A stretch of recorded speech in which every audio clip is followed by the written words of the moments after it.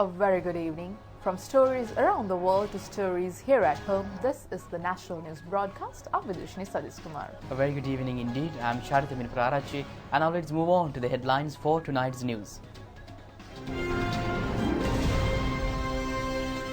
Shortcomings in the Constitution and election regulations have hindered the process to build a better society, the President said. The Prime Minister appeared before the Special Parliamentary Select Committee.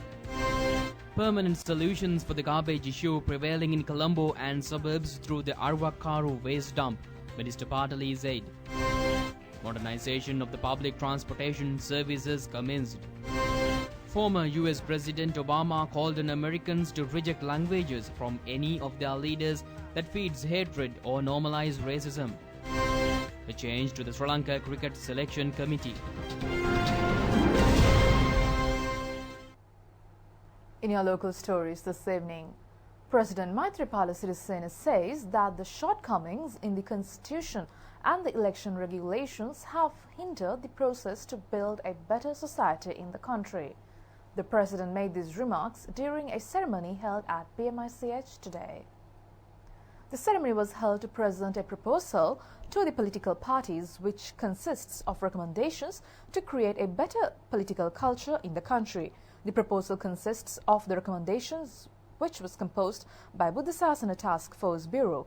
Chief prelates of the Trisex and other religious leaders have signed the proposal. The proposal was presented to the President, Prime Minister, Opposition Leader and other political leaders during the ceremony.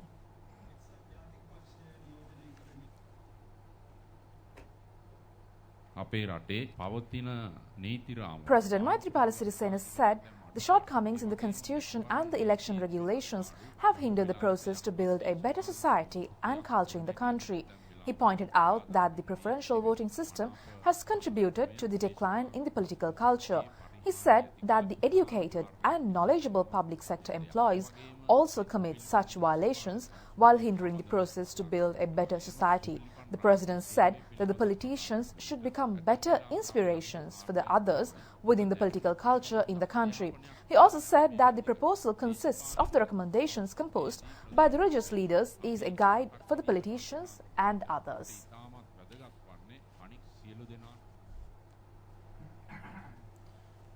Prime Minister Ranil Wickremesinghe appeared before the Parliamentary Select Committee to probe into these Sunday attacks to provide a statement today. The committee, presided by Deputy Speaker Anand Kumar Siri, was convened in the parliamentary complex.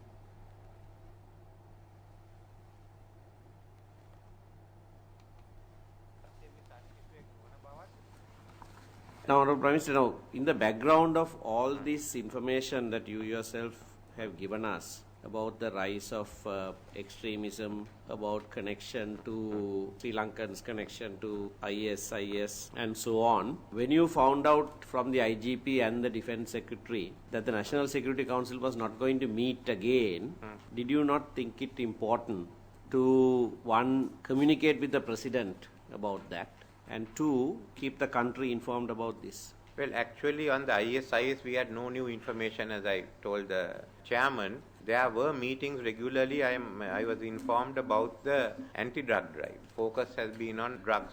From 2015, certainly, there have been growing, the environment was being radicalized in certain sections.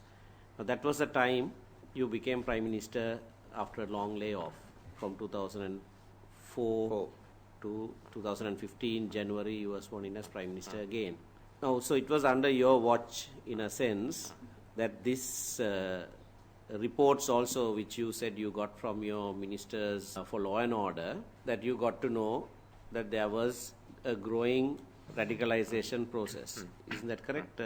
We got to know 2014 there had been, but there was also different analysis. One is that they were hot-tempered after the Aludgama incident. But after 2016, you could see a trend coming in, and that was also reported by the not only by the security angle but also even by political figures. With regard to the political angle, particularly looking at Katangudi, we've had evidence before this committee that says that Katangudi was like a different country almost, not like any other town in Sri Lanka, even by looks. and the ordinary laws, even with regard to traffic, etc., did not obtain in Kathankudi. Now, if you got information such as that, what action did you take? I had no solid information that the laws and all were not being operated. It was mainly that it was a center, it seems to have been a center of this ISIS type of thinking.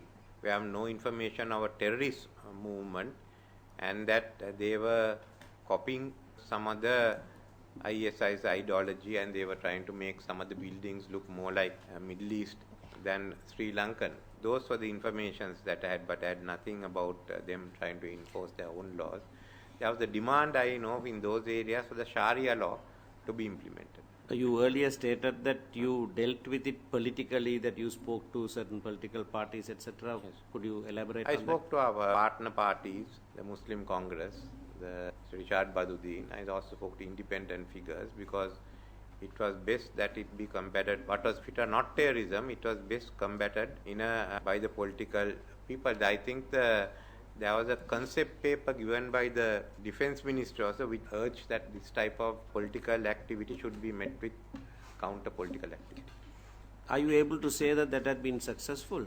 I can't say that there were signs of it, especially during the local authority elections in 2018. There was more groups.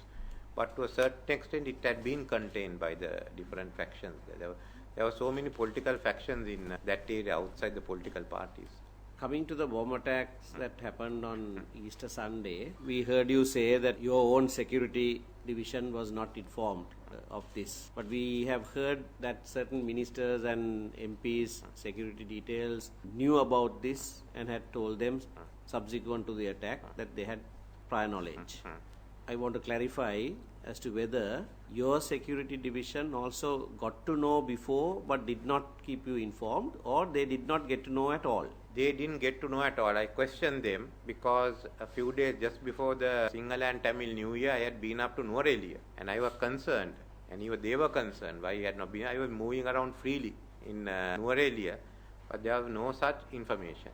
Then I came down to Colombo. We had no information at all, and that the IGP also accepted the fact that it not gone to us. If you look at the letter, there is nothing that says into the Prime Minister's Security Division. Minister Sagal Ratnayaka, Ranjit Madhuma Bandara and Ran Vijayawardhanu also appeared before the committee to provide their statements. Towards Sri Lanka. Shared intelligence sharing has been spoken of. Yeah. At all given It's moment. very, very important. The head of their relative religious, the military institution said that they did not have shared information. This was supposed to. So this you initiated. This was this was supposed to initiate all of that. So in short, you initiated intelligence sharing, Yes. which did not continue thereafter, I guess. I think intelligence sharing with the international intelligence agencies has gone very well, Yes. because you see the results of that. But I'm not sure what happened locally. That I don't know. I came out of the domestically job, also so There are research centers which do research on national security. So all of them come into the Security Council and they give advice to the Prime Minister. I think there is a person who coordinates all the intelligence arms. What I gathered in the past, what in Sri Lanka was each intelligence group was working without having any coordination. They were working on their autonomous ways. So because of the lack of coordination would have resulted in this issue. So- But in other countries, yes, and especially I think the national security advisors are usually people who have had vast experience in the national security areas, as well as especially on the research arms. All those the centers, research centers, do a lot of study into how, not only in the present context, but even in another 5 to 10 years, what will happen, what are the threats that the nation will face. Those research centers are also very important. Minister Partli Champika Ranavika says that permanent solutions will be provided for the garbage issue prevailing in Colombo and suburbs through the Aruwakkaru waste dump. He made these remarks while responding to a question based on this regard in the Parliament. Minister Partly Champigaranavaka said that more than 6,000 tons of waste collected in Colombo have been dumped without a proper waste dump in Colombo after the Meethotamulla dump collapse. Therefore, he said that dengue menace has been erupted in Colombo region. He added that temporary location was allocated in the Kerawalapiti area for 1 year to dump the collected waste as the Colombo Municipal Council or the Provincial Council were unable to resolve this issue. The minister said that the limit of the capacity of the dump has exceeded since the dump has been utilized for more than 2 years. The minister added that they informed the Colombo Municipal Council was notified regarding this issue and requested them to find an alternative place for the dump. He said that 2 projects related to the dump set to be initiated in the near future. He added that a project to generate power through waste will be initiated in November this year at Kerawalapitiya. He said that 600 tons of waste will be dumped at the waste dump built at Aruwakaru area under the first phase of the project on March 16th. Prime Minister Ranil Wickremesinghe says that the country can move forward as a developed nation by eradicating politically motivated revenges and racism. The Prime Minister added that everyone has responsibility to work together in building an ethical society in par with the economic development process, as no country has achieved national development only through economic growth. The Prime Minister made these remarks at a ceremony held at the Temple Trees today.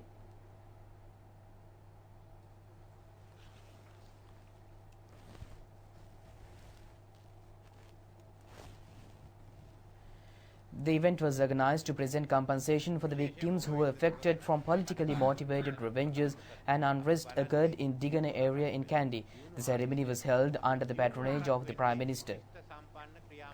Prime Minister Ranil Wickremesinghe expressed his regret over the pain and suffering they endured due to the past incident. He said that the country will become a developed nation with a developed economy only through an ethical society. Therefore, he said that politically motivated revenges should not occur in a developed nation, and if the laws have been broken, then the justice can be received by reaching out to the national judicial system placed in the country. He further said that no one should be subjected to political revenge based on the personal views. The Prime Minister said that racism should exist in a developed country. He added that right for the freedom to choose a language and religion should be acceptable in a developed country. Ministers, parliamentarians and state officials were present on this occasion. His Eminence Malcolm Cardinal Ranjit says that all should be cautious and avoid being caught into the conspiracies laid by certain entities who are attempting to destabilize the country. He made these remarks while addressing the residents of the Katuwapitiya area. The glass cover of the statue of St. Sebastian, established near the Sebastian Road in the Nigambo-Mirigama Road, was damaged by an unknown person. A protest was organized in the area condemning the violent act. His Eminence Malcolm Cardinal Ranjit arrived to the area to appease the situation and visited the Katuwapitiya church to speak to the protesters. His Eminence Malcolm Cardinal Ranjit, all should be cautious and avoid being caught into the conspiracies laid by certain entities who are attempting to destabilize the country. He requested the protesters not to break the law and provide any information relevant to the incident. His Eminence further requested the public to refrain from assaulting or take revenge from another and stop the spread of hatred by being within the religious code. ඔබ ඒ අදාළ නීතියේ පුද්ගලයන්ට තොරතුරු ලබා දෙන්න. බලන්න අතුස්සන්න මාත් එක්ක එකතුයි කියලා කියන අය මේ වැඩපිළිවෙල මම ඔබ සියලු දෙනාටම සහතික වෙනවා. කරුණාකරලා කාටවත් ගහන්න කාගෙන්වත් පලි ගන්න යන්න එපා. පොඩ්ඩක් ඉවසන්න. ආගම ධර්මයේ අනුව කොහොම හරි ඉවසීමෙන් මේ සිද්ධියටත් මුහුණ දෙන්න. Police media spokesman SP Ruwan Gunasekara said that the police investigations have been commenced to probe into this incident. He said that 25 suspects have been questioned thus far regarding the incident. He said that they will take measures to apprehend suspects involved in this violent act. He added that a peaceful situation prevailing in the area. Minister Arjun Ranatunga says that the transportation services will be modernized to provide a convenient and efficient service for the passengers. He said that the support of the private sector will also be obtained on this regard. These remarks were made at a media briefing today. Railway services expansion projects have been commenced in several major cities in the country, including Colombo. The relevant projects have been initiated through the funds received from Asian Development Bank. Number of railway tracks in Colombo and surrounding areas will be increased through another phase of the initiative. Electric railway services will also be introduced through this initiative. A decision has been made to build a new terminal at the Katunayaka International Airport with the aim to accommodate additional 3 million passengers and increase the total passenger capacity to 9 billion. The development work of the Palali Airport has also been initiated. The government has directed its attention to the development of Batiklo, Ratmalana and other zonal airports. Another aim of the Transport Ministry is to include buses specifically produced for passenger services into the general transportation network. 9 buses with modern technology have already been included into the transportation service thus far. Another 35 buses expected to be deployed to the general transportation service in the country. Minister Arjuna Ranatunga said that many issues have risen in the transportation sector due to the failure occurred in carrying out necessary development work on a timely manner in the past. Minister Arjuna Ranatunga said that the general transportation modes should be developed annually. He added that long gaps such as 3 to 5 years should not be endured without carrying out any development work. The minister said that 2,000 buses are required to revamp the passenger service. He added that the railway service should also be improved technically once 3 years to avoid unnecessary issues. He said that due to long delays, the government is deprived of relevant funds to revamp the transportation system. Therefore, he added that the ministry has approached investors to fund the projects to develop the transportation services. The second Kumbal Perahara of the Kandy Asala festival is parading the streets now. The procession is scheduled to return to the Maligawa after parading Dalada Vidya, DS Senanayaka Vidya and then turning to Raja Vidya. The majestic tusker Singharaja is carrying the sacred casket in the Perahara. The other tuskers, Burmaraja and Mian Raja, are also accompanying the majestic elephant. A large gathering comprising of locals and foreigners was reported to have arrived to watch the event. Stringent security has been provided for the spectators.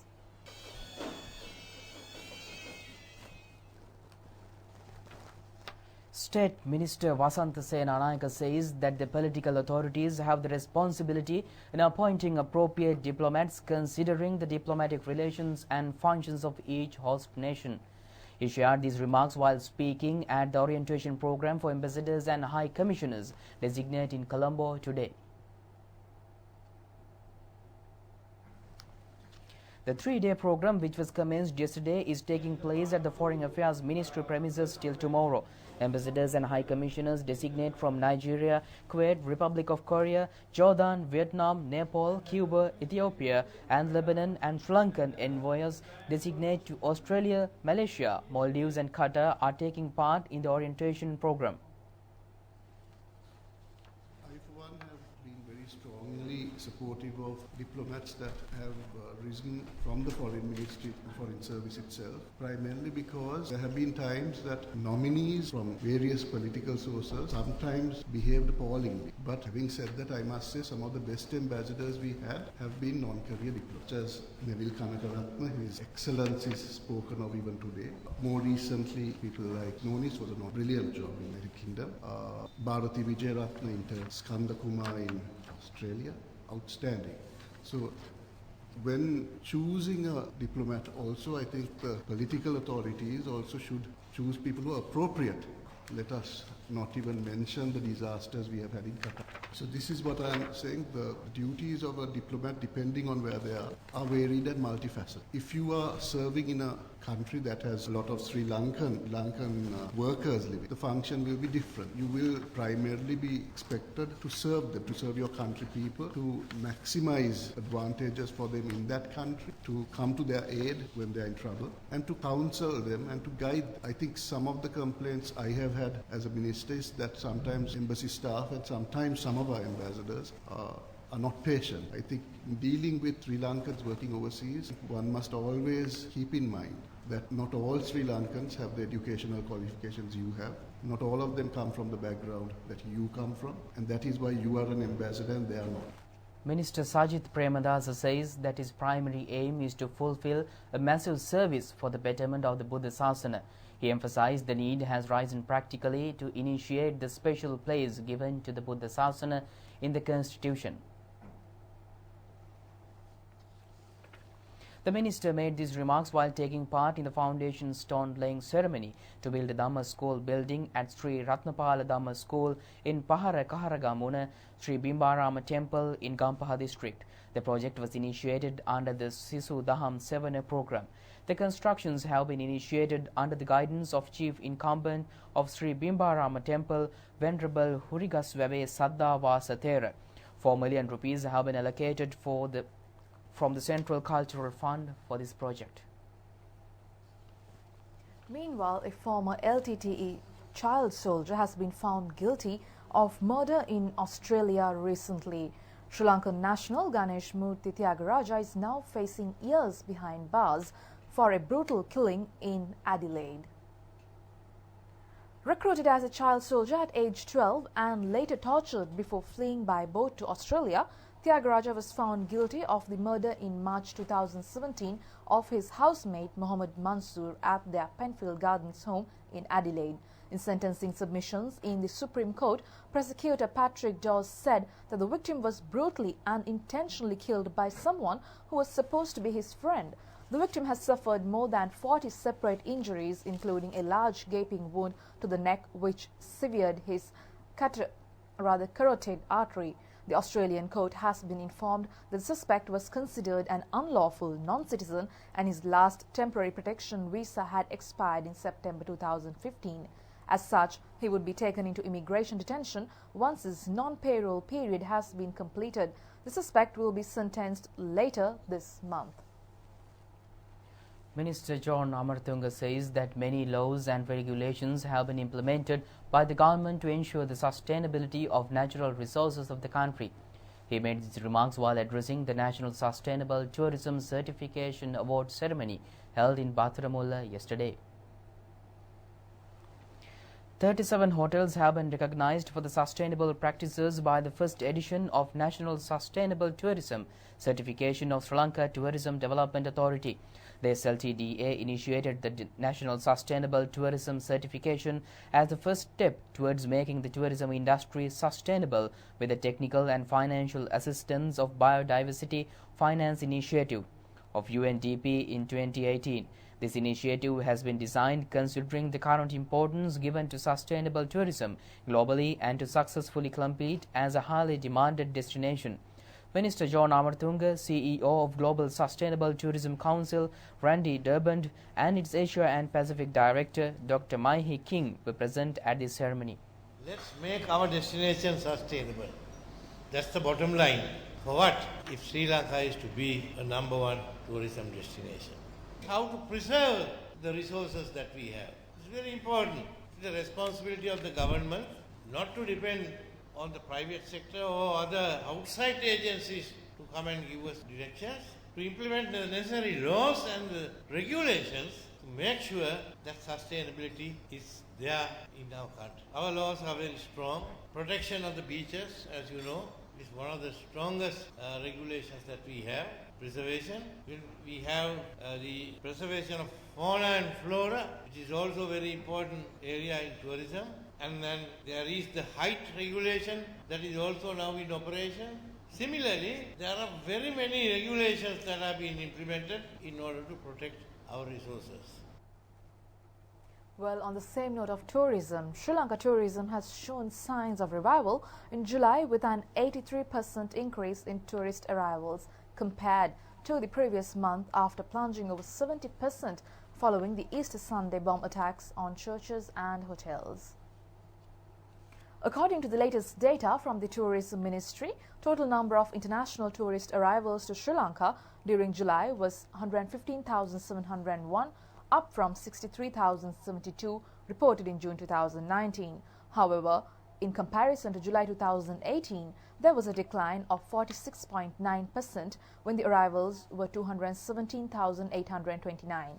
In July, the largest source market for tourists was India, followed by the United Kingdom and Germany. Europe became the largest source of tourist traffic to Sri Lanka, with 50% of the total traffic received in July 2019. Asia and Pacific accounted for 38% of the total traffic, America 6%, Middle East 5% and Africa 1%.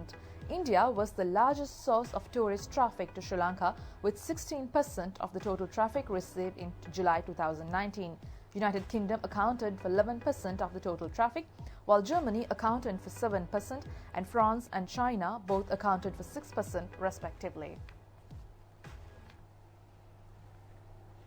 Ministry of Foreign Affairs announces that Sri Lanka will host the first meeting of the Indian Ocean Rim Association Maritime Safety and Security Working Group.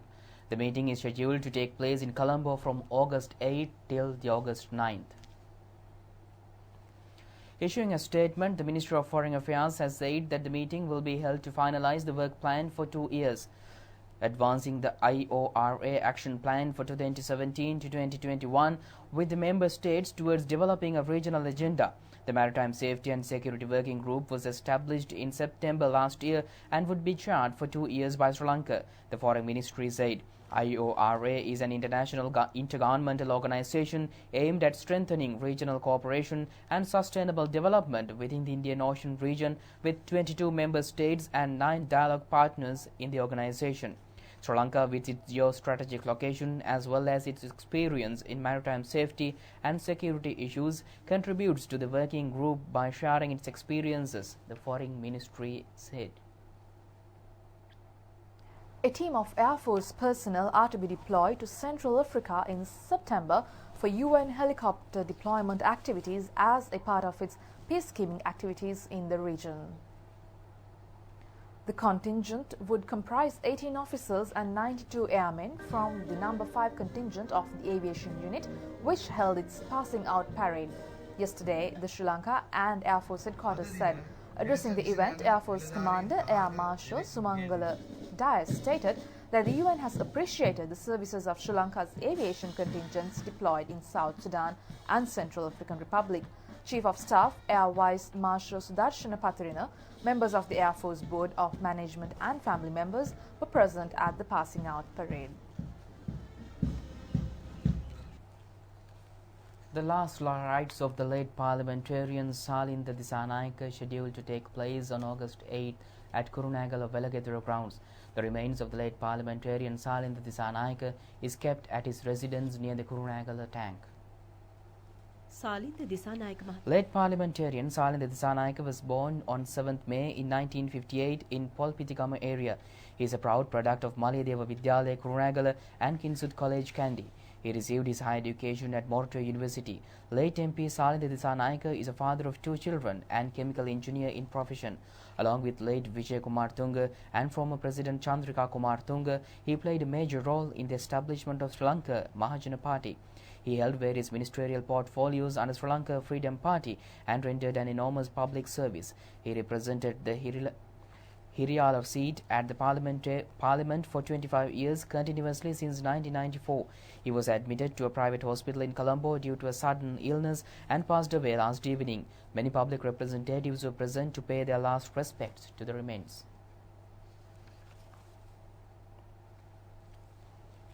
Now let's take a look at few court news in brief. The Supreme Court ordered today to postpone the hearing of the fundamental rights petition filed by Dr. Safi Sihabdeen attached to the Kurunegala General Hospital till September 27th. He has filed the FR petition seeking an order declaring his arrest and detention by the CID was unlawful. The case filed against State Minister Anjan Ramanayake on the contempt of court charges was taken up for hearing by the Supreme Court today. After considering the submissions, the Supreme Court ordered to postpone the hearing till September 28 to record further submissions relevant to the case. The Colombo High Court ordered today to postpone the hearing of the case against 8 suspects, including former DIG Vas Gunawardena, till September 27th. The suspects have been charged by abducting and allegedly assaulting Nipuna Ramanayake, a student of Information Technology Vidyalaya, Malabe, in 2009.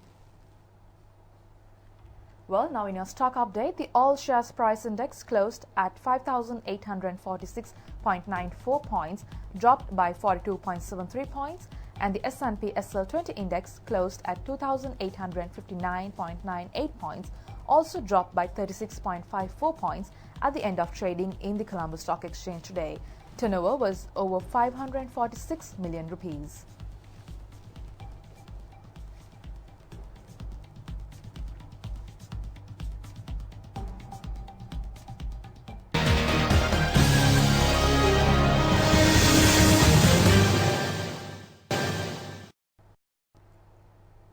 Welcome back. Now in your sports update, Minister of Sports Harin Fernando has decided to alter the Sri Lanka Cricket Selection Committee accordingly. The new selection committee is comprised of 3 members and their period of service has been limited to 1 year. The previous Sri Lanka Cricket Selection Committees were comprised of 4 members, but the committee which was announced today consists of only 3 members. The chairmanship of the committee has been given to Asanta Dimel. Former member of the selection committee, Chaminda Mendis, has also been included into the selection committee. Former Sri Lankan pacer Vinodhan John has been selected to the committee. Minister Harin Fernando during yesterday's media briefing said that Sri Lanka cricket coach Chandika Hathurusinghe will be removed from his position for the upcoming New Zealand tour. A discussion was held by the executive committee of the Sri Lanka cricket this morning, and a decision has been made to renegotiate with the minister regarding the discussed facts. Chandika Hathurusinghe functioned as Sri Lanka cricket chief coach since January 2018 till the recently concluded Bangladesh tour. Sri Lanka has played 16 test matches under him and has won 6 matches. Sri Lanka has only won 14 matches out of the 39 matches played under him and has only won 4 T20 matches out of 12. And with that, we conclude tonight's news. Do watch us tomorrow at the very same time. Good night. Good night.